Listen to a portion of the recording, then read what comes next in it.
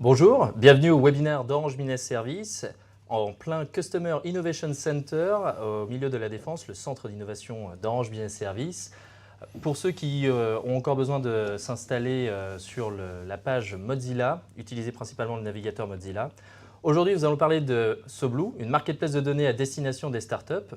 Et pour m'accompagner aujourd'hui sur ce sujet, Alain Berry. Alain, bonjour. Bonjour. Vous êtes directeur du développement commercial de Soblou Oui. et vous êtes aussi un passionné de course à pied. Oui, c'est exact, c'est exact. Avec moi également François Thierard. François, bonjour. Bonjour. Vous êtes cofondateur de la start-up MyEasyFarm, une start-up dans le domaine agricole, on va développer ça plus tard, et vous êtes aussi un passionné de voile. Tout à fait. Je ne veux pas dire que je rentre directement de la Guadeloupe, mais Vous je auriez bien m'intéresse aimé. beaucoup à la voile, effectivement. Eh bien, tout de suite, on va avoir 30 minutes ensemble à partager. Donc, à 14h50, vous aurez l'occasion de poser vos questions à travers le chat et je relayerai vos questions à nos deux invités pour qu'ils y répondent. À 14h40, effectivement, nous ferons un focus sur MyEasyFarm pour savoir comment cette startup aide les agriculteurs. Mais tout de suite, dans le premier sujet, donc Soblou, la marketplace pour les startups, avec Alain, qui, je rappelle, est directeur du développement commercial de Soblou. Donc cette marketplace de données est née d'un programme européen qui s'appelle Copernicus. Est-ce que vous pouvez rapidement nous rappeler la genèse de ce projet ? Alors la genèse, effectivement, la Commission européenne a confié il y a près de 20 ans à l'Agence spatiale européenne la captation de toutes les données de la Terre, donc principalement satellites. Mais au fur et à mesure, il y a eu énormément de données, donc des données atmosphériques, données terrestres ou maritimes. Et donc cet énorme stock de données, donc ça représente 40 pétabytes à l'heure actuelle, a été confié donc il y a très peu de temps, c'est-à-dire le 21 juin dernier. Ah oui, ça date de cette année. Voilà. À Soblou. Soblou qui est un consortium, donc Airbus, Orange et Capgemini, qui donc gère toutes ces données et également toutes les données, 10 pétabytes de données additionnelles par an. Donc des données qu'on appelle les données Sentinelle Copernicus. Et donc ces données vont permettre à un écosystème qui existe, européen bien évidemment, d'avoir un accès libre et gratuit des données brutes, mais aussi de développer donc, pour utilisation commerciale toutes ces données à des fins dans différents domaines, donc des domaines de l'énergie, de l'assurance, de l'agriculture, on le verra tout à l'heure, donc des domaines multiples, de la sécurité, etc. Et donc cet écosystème, donc on le développe depuis le 21 juin, date de l'ouverture de soblou.eu. Alors, effectivement, ça s'adresse à tout type d'écosystème et du coup, ça s'adresse à tout type de start-up aussi qui souhaiteraient profiter de ces données ou ça se réduit à un certain nombre de start-up ? Alors non, en fait, toutes les startups qui nous écoutent potentiellement, et même ceux qui nous écoutent en différé, peuvent y accéder à partir du moment où elles exploitent un certain nombre de ces données, mais où elles apportent également des données additionnelles. Donc des données additionnelles qui peuvent être des images de drones, des images qu'elles ont détectées par leur propre capteur. Donc c'est des informations additionnelles qui vont pouvoir enrichir la base de données déjà énorme de Soblou et avec lesquelles elles vont pouvoir développer des services qu'elles proposeront à leurs clients. Alors, en termes d'usage, qu'effectivement, on se dit, bon, ça ressemble un peu à Google Earth qu'on nous donne avec éventuellement 2-3 astuces en plus. Mais en préparant ce webinaire, vous m'avez expliqué que c'est un peu plus que simplement du Google Earth. C'est qu'on a des données qui peuvent être beaucoup plus fines et croisées justement avec des données qu'on peut amener. Oui. C'est quel niveau justement de données beaucoup plus fines ? Alors, les données Sentinelle, alors il y a des données satellites qui sont fines à 10 mètres près, il y a des données des capteurs atmosphériques sur la santé de la Terre en général, Oui. des données aussi de la Terre donc pour suivre avec précision, par exemple, pour le domaine assurance, l'état d'une zone avant et après sinistre, par exemple, pour mieux voir quelle est l'ampleur du sinistre et puis et agir de ce fait.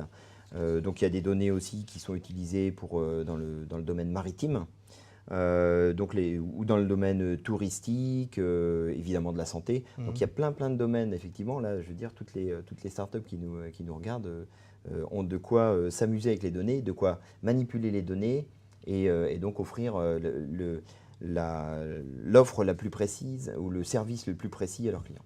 Et alors du coup, ces startups qui viennent avec leurs propres données et qui viennent les croiser, on va dire plutôt croiser, Oui. pas mélanger, croiser avec les données de SoBlue, derrière, sur la plateforme déjà SoBlue, elles peuvent continuer, tout centraliser et développer leurs propres services en fait. Oui. Ils ne sont plus obligés d'aller prendre à droite à gauche et essayer de trouver un maillon commun à chaque fois. Voilà, alors en fait, on a développé cette plateforme justement en laissant, avec la puissance de notre cloud public et en toute sécurité, la possibilité aux startups de développer leurs propres services, d'avoir un espace de développement, d'avoir des API qui sont déjà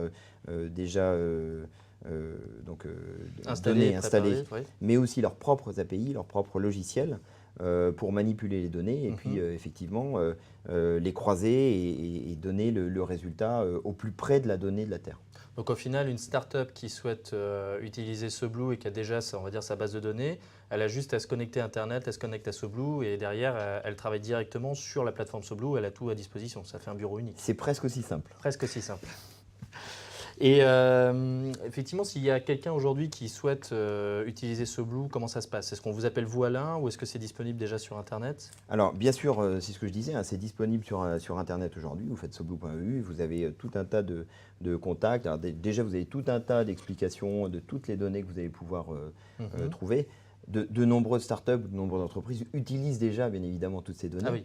Donc elles peuvent retrouver un environnement le plus simple possible et puis elles vont avoir aussi toute l'explication du développement qui leur est permis, des outils de développement et des outils aussi de cloud coach, des outils de management d'applications qu'elles peuvent Alors, retrouver. Vous disiez qu'on peut déjà utiliser. Ça a été lancé quand finalement SoBlue 21 juin. Le 21 juin dernier. Ah d'accord, c'est pas 2018. genre une date, c'est depuis le 21 juin on peut Voilà, accéder. exactement. D'accord. Alors avec tous ces avantages, si vous deviez retenir une idée principale de SoBlue pour les startups aujourd'hui, ce serait quoi? Alors, ce serait la puissance, hein, j'en parlais tout à l'heure, oui. effectivement, la puissance de calcul, la puissance de données, la puissance aussi des trois partenaires, hein, Airbus, Orange et Capgemini, qui ont déjà travaillé sur ce sujet, qui ont déjà produit un certain nombre de logiciels, d'API et qui travaillent. Aujourd'hui, il y a toute une équipe autour de ce consortium qui continue à développer, à rencontrer des startups, des entreprises. Donc cette puissance-là, elle est pour le développement, mais aussi pour toute une marketplace, donc pour développer aussi le business. Oui, parce qu'in fine, ça reste quand même le business, la finalité. Bien évidemment. Alors justement, pour parler de ces applications, avec nous aujourd'hui MyEasyFarm, et pour représenter MyEasyFarm, un de ses cofondateurs, François Thierrard.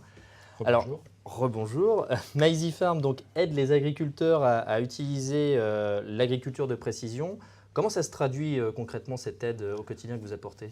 Alors, tout d'abord, il faudrait peut-être expliquer ce que c'est que l'agriculture de précision. Alors, en fait, oui, l'agriculture de précision, c'est la capacité pour les agriculteurs à travailler de manière beaucoup plus précise à l'intérieur d'une parcelle. C'est-à-dire que jusqu'à présent, on travaille de manière complètement homogène dans une parcelle, c'est-à-dire que la quantité d'engrais ou de pesticides va être la même à l'intérieur d'une parcelle. Le fait de travailler en agriculture de précision, ça va permettre à l'agriculteur de travailler de manière intraparcellaire, c'est-à-dire d'appliquer la bonne dose au bon endroit, au bon moment. Et pour faire ce genre de choses, il faut typiquement être capable d'utiliser des données de plusieurs niveaux, donc des données de satellites. Et ce n'est pas nouveau, je crois que ça fait une petite quinzaine d'années que Airbus travaille dans ce monde-là avec une application qui s'appelle FarmStar, mais également croiser des données qui viennent de drones, des données qui viennent des matériels agricoles eux-mêmes, puisque maintenant on commence à avoir des caméras qui sont capables de scruter les plantes et de déterminer un certain nombre de paramètres au niveau des plantes. Ça vient également des capteurs qui sont au niveau du sol ou de scanners qu'on va passer sur le sol. Donc toutes ces informations-là, ce qui nous intéressait d'ailleurs dans SoBlue, il faut prendre en compte toutes ces données-là pour pouvoir effectivement développer ce qu'on appelle des OAD en agriculture, des outils d'aide à la décision qui vont permettre justement de dire il faut plutôt appliquer tel jour plutôt que tel autre avec telle quantité de produits, d'intrants, ce qu'on appelle les intrants. Donc ça peut être de l'eau, ça peut être de l'azote, ça peut être des produits phytosanitaires, etc. en fait. Donc l'agriculture de précision, c'est ça en fait. Et alors, donc du coup, on comprend bien qu'effectivement, avec ces capteurs et ces drones éventuellement, vous aidez sur la partie terrain en elle-même pour les agriculteurs. Mais il y a aussi une autre partie à laquelle on ne pense pas tout de suite, c'est aussi à la gestion du matériel et à la consommation de tous ces produits. C'est-à-dire que vous permettez une meilleure gestion et d'avoir un retour sur le coût. Tout à fait. Alors, notre spécialité à nous, en fait, c'est de gérer l'échange avec les matériels agricoles. Il faut savoir qu'aujourd'hui, 95% des échanges se font encore avec la clé USB. La clé USB, pour moi, c'est quand même la technologie 20e siècle, on va dire. Donc, de plus en plus, les matériels deviennent connectés, donc sont capables d'échanger des informations. Et donc, nous, on est vraiment spécialisé dans l'échange dans les deux directions avec les matériels.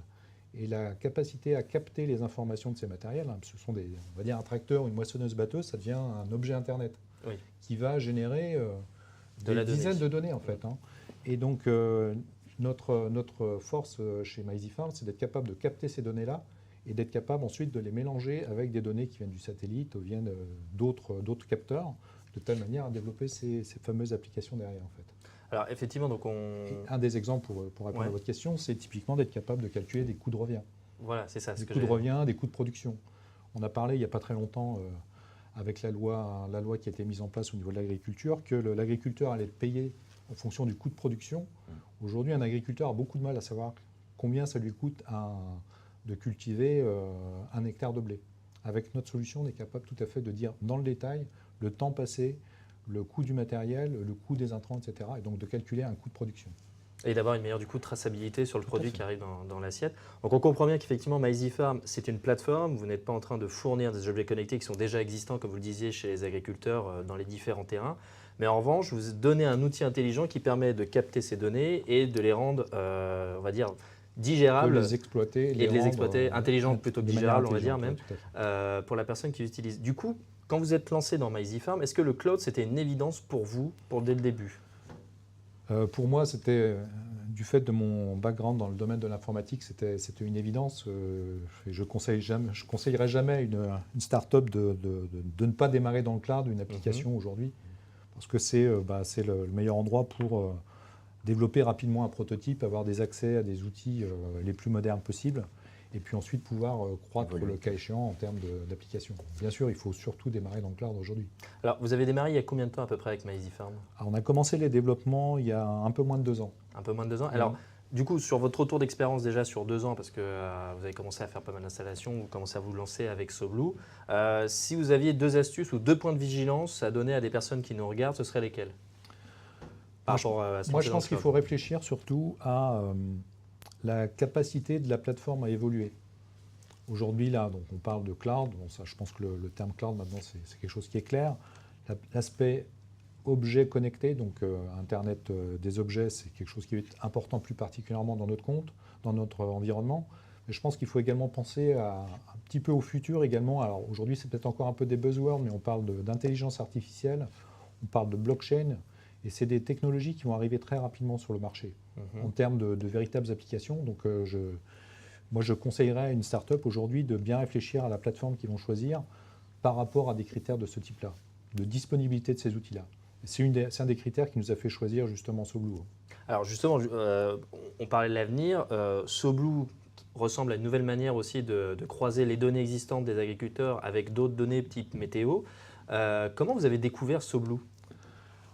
C'est une longue histoire.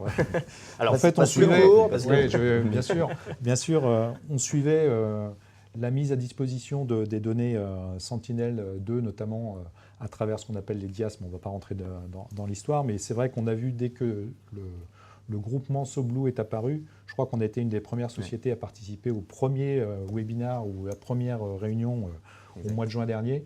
Et donc, ça nous a paru évident qu'on devait travailler avec SoBlue, d'autant plus que pour nous, SoBlue, c'est un peu français, franco-français quand même. Oui, parce que je rappelle, c'est Airbus, Capgemini et Orange, logiquement. Voilà, oui, exactement. On avait oublié forcément.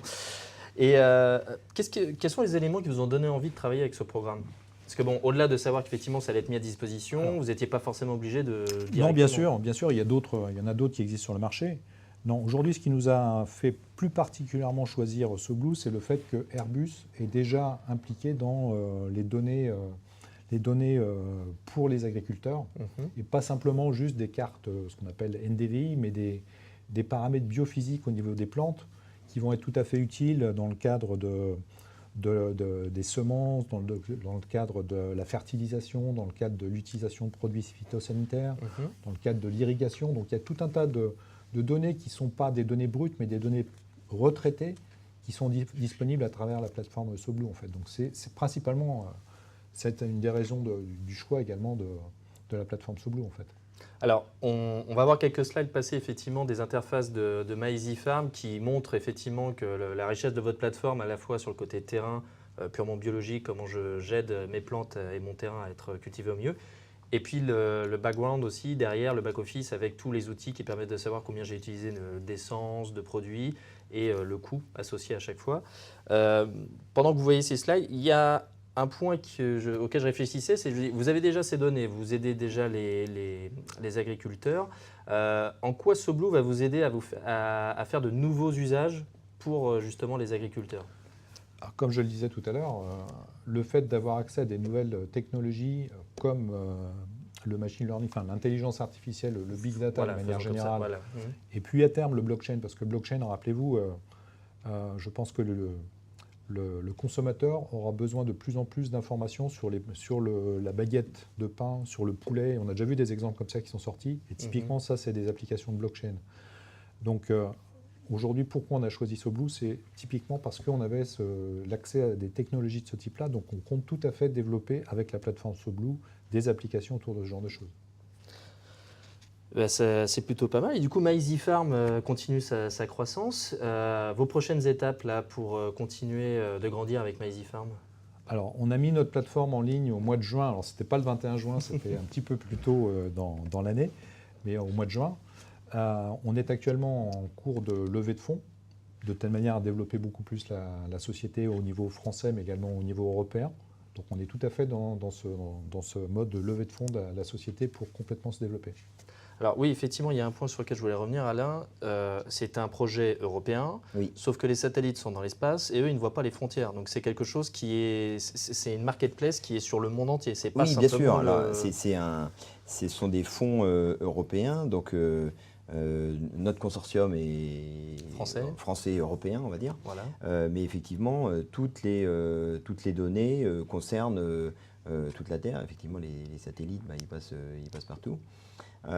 Et donc, on développe aujourd'hui des projets dans d'autres pays que l'Europe. En Europe, bien évidemment, mais dans d'autres pays également. Alors, sans trahir confidence, est-ce que vous avez déjà des exemples d'applications à l'étranger de l'utilisation de SoBlue?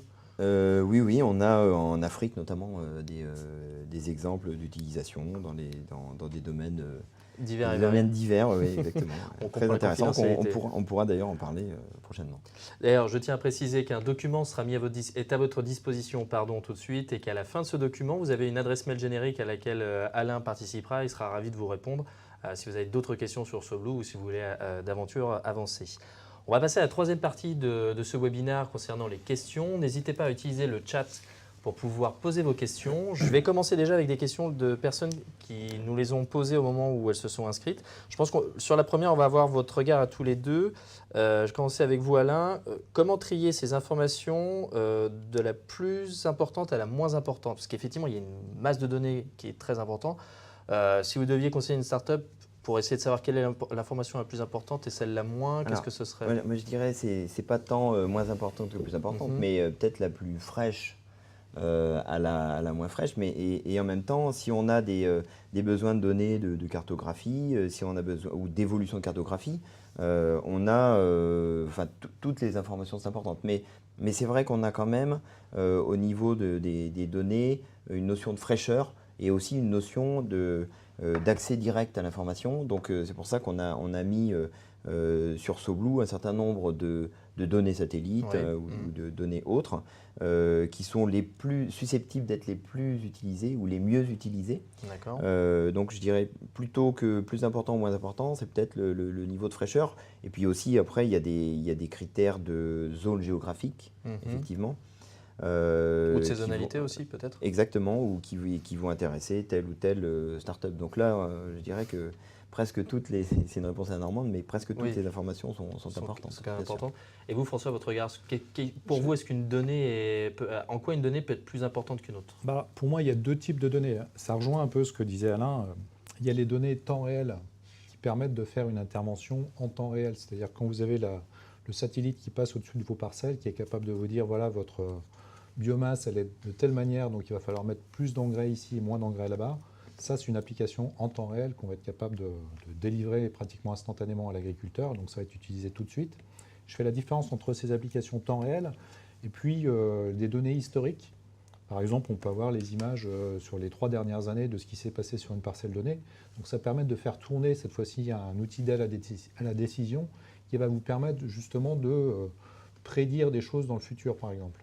Mais c'est complètement différent cette fois-ci. Donc là, il n'y a pas besoin d'être en temps réel. C'est plutôt de l'outil d'analyse, plutôt du calcul que du calcul temps réel, en fait.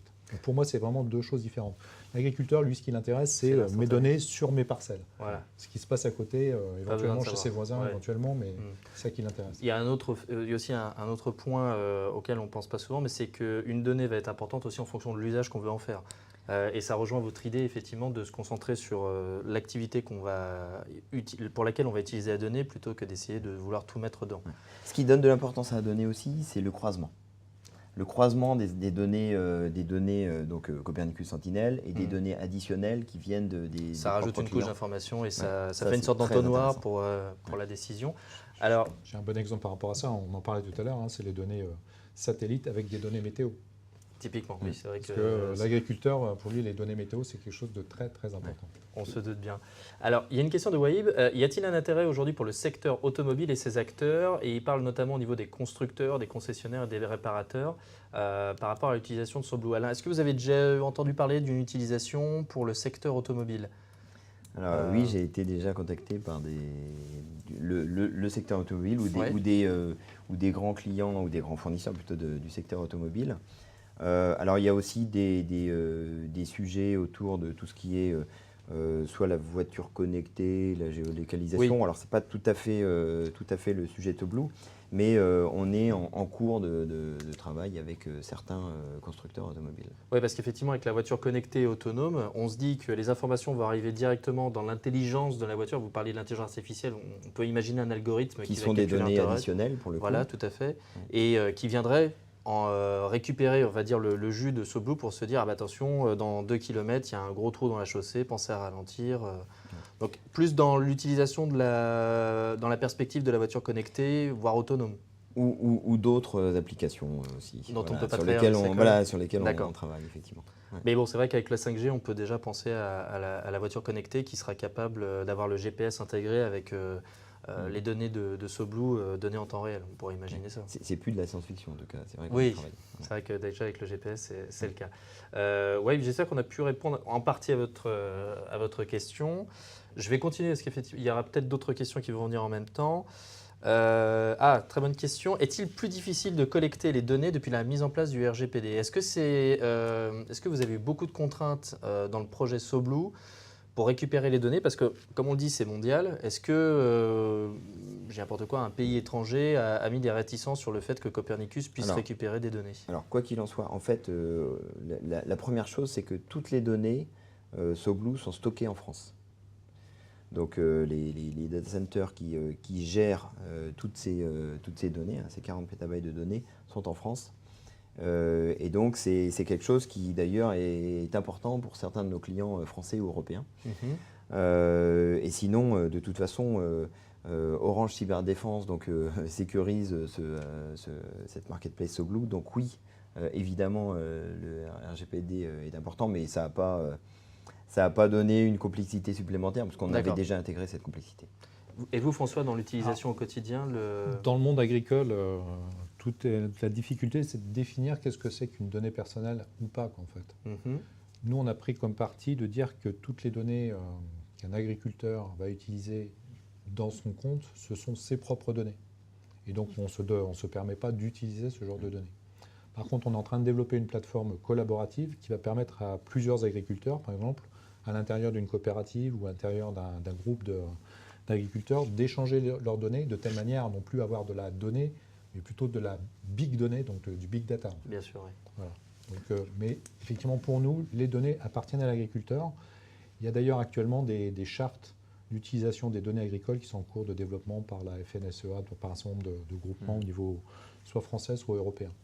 Et donc déjà, en fait... C'est une vraie problématique. Hein. Oui, c'est ça. Et l'agriculture commence à comprendre l'agriculteur commence à comprendre qu'il a des données et qu'elles ont une certaine valeur. Oui, et on se doute que... Il ne faut pas qu'elles partent n'importe où. Voilà, c'est ça, il ne faut Exactement. pas qu'elle parte n'importe où. Puis on se doute qu'effectivement, on parlait du secteur automobile. Pareil, quand je roule avec ma voiture, si elle est ultra connectée, à qui appartiennent les données, au constructeur, à l'automobile. Je pense que aussi dans leur fédération ou avec les commissions européennes, ils doivent aussi travailler là-dessus pour essayer de donner un cadre, effectivement, à l'origine de ces données. Alors, on n'a pas d'autres questions. Donc, comme je vous l'ai dit, vous avez un document téléchargé dans lequel vous retrouverez une adresse mail, info.claude@orange.com. Cette adresse mail, vous pouvez poser toutes vos questions, même si ce sont des questions de Maizy Farm. Je pense qu'Alain se fera un plaisir de les transférer, de mettre en contact avec François. Pour ceux qui souhaiteraient continuer les discussions sur le cloud, nous allons dans 30 minutes démarrer un webinaire sur Cloud Starter, qui est un programme dédié aux startups pour qu'elles puissent se développer dans le cloud. Quant à moi, je vous remercie si on ne se revoit pas d'ici là. Merci beaucoup Alain, merci François et très bonne fête de fin d'année à tous. À bientôt. Au revoir. Au revoir.